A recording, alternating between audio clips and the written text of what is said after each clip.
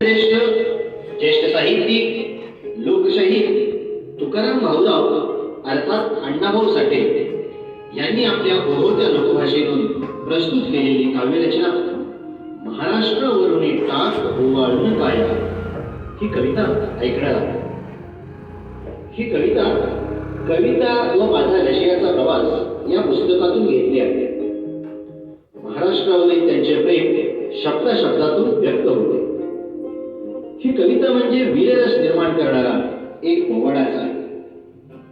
संयुक्त महाराष्ट्राच्या चळवळीच्या वेळी मराठी मनाला जागृत करण्यासाठी सगळ्या महाराष्ट्रवासियांना आवाहन करून या चळवळीत सहभागी होण्यासाठी प्राणपणाला लावून ठाम निर्धार करून या लढ्यात सहभागी होण्यासाठी सांगणारे हे गीत लिहिले आहे. अशा या महाराष्ट्राची थोरवी सांगणारे तसेच महाराष्ट्रावरच्या प्रेमाचे प्रेरणादायी वर्णन या कवितेतून आपण ऐकूया. चला तर मग ऐकू गाऊ आणि